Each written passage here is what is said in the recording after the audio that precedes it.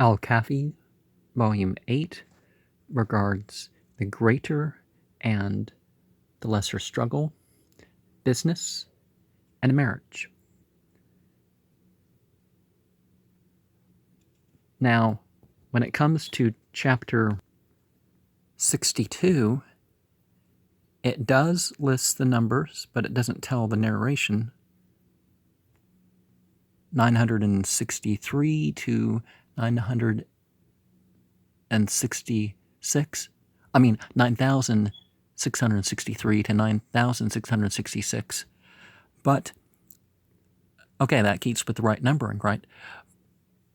But another thing that they do is in chapters 112 to 137, they don't tell the narrations at all, and they don't take into account the numbers that they skipped over.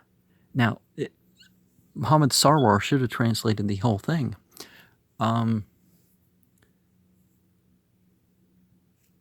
Other instances of crimes are mentioned here, like somebody who disguises themselves as their, who doesn't let it be known, or even disguises themselves as their sibling in order to have sex with the sibling spouse, whether that is for the consummation or whether that's later on, that as a crime and some other stuff is dealt with. So why can't we talk about that? Now, the age of moving in is not per se the same thing as the age of the other, and you have the property laws that you could point out in the Quran and through narrations here that would point that out. But the slave things, there's more slaves than ever. I mean, maybe not the percentage, but I think probably even the percentage.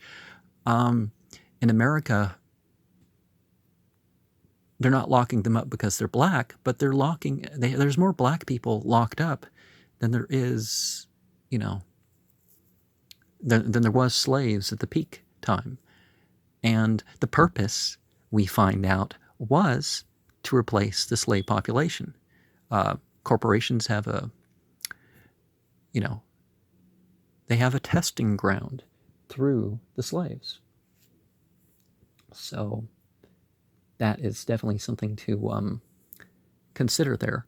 And certainly, well, what's the ethics in terms of being a slave or dealing with the slaves when you can be locked up for political reasons and all that other stuff? The source of slaves is not quite the same, you could say. In the Islamic vision, there's no wars for slaves, so slave raiding and stuff like this is just out of the question. But when you had empires ruled by Muslimin, other stuff, some of them did fight wars of conquest, some of them did have slave raiding and stuff like this, but this wasn't part of the Islamic vision. And so it became a pretty deplorable trade to avoid because of, now it wasn't as bad as what happened when it went west, but it was still, into injustices. You didn't want to deal with that.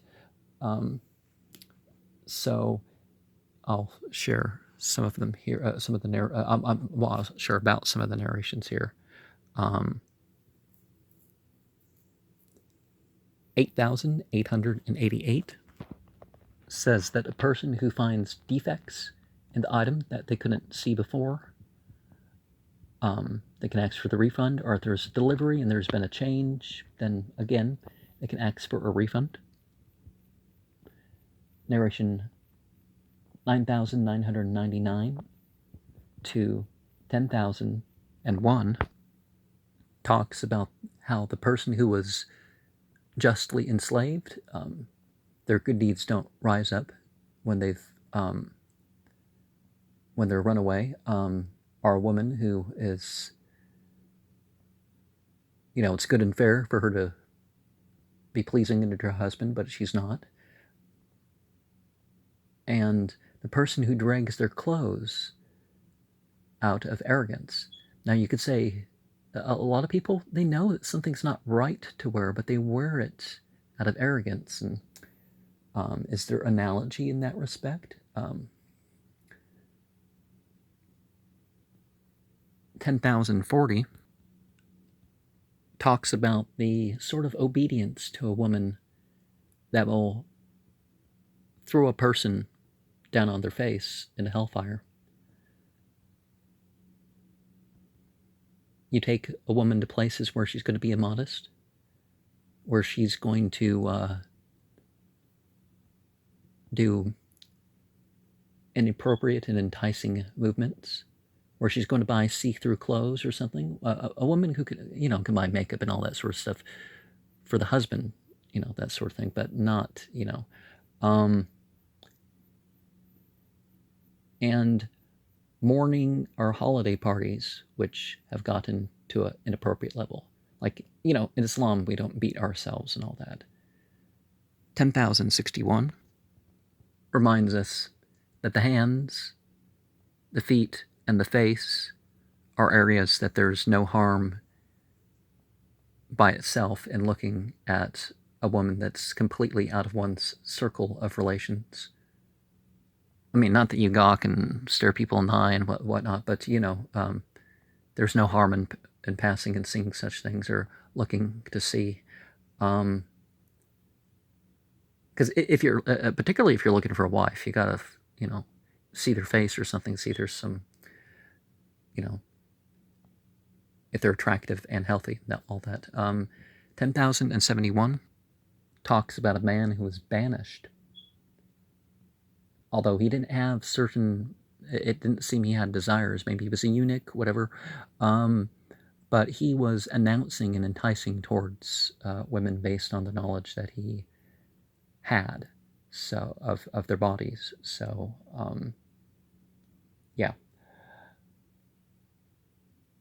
And in reference to the earlier, there's narrations here about, accept a little bit of ugliness for somebody who's going to be fertile. You should try to marry somebody who's going to have children. I perhaps could have got married 10 years ago, but it didn't seem that having kids would have been the thing for that person because of some health issue. And there was other problems even more serious than that. But 8158 to 8176 remind us that fighting in defense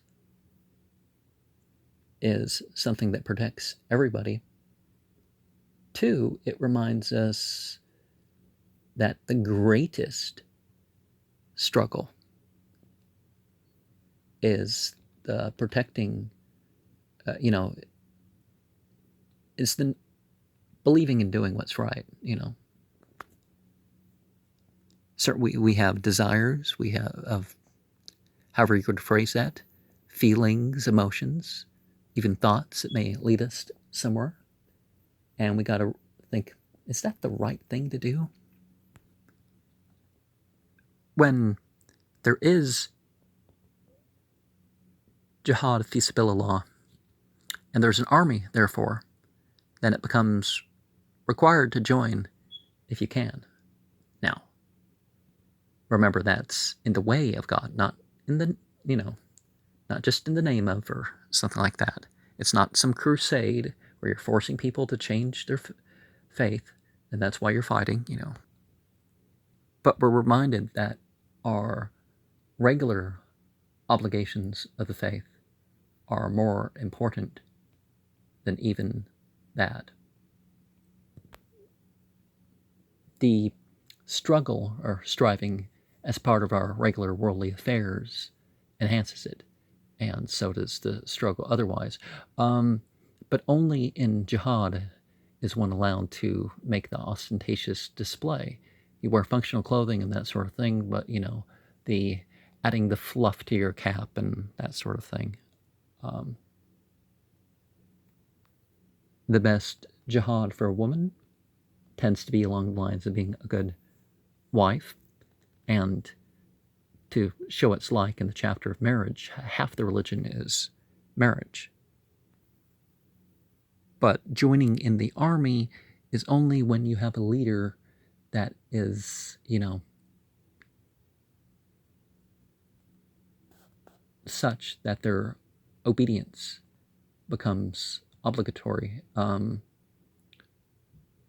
not just some non-Muslim kingdom and you just join their armies and stuff like that. No, you have to, some kingdom where they're going to actually follow the Islamic system, therefore, and not order you to violate the treaties or do wars of conquest or to needlessly destroy plants and animals in the path, and you know, as part of one's war and that sort of thing. 8186 confirms that even a polytheist that's not of the people of the book should have safe entry into Muslim lands to, you know, to hear the Book of God. You don't. The war is not against the non-combatants. You know, when there's an obviously disabled person, a person so elderly they're not, you know, the women, the children, and you know, it's not against that.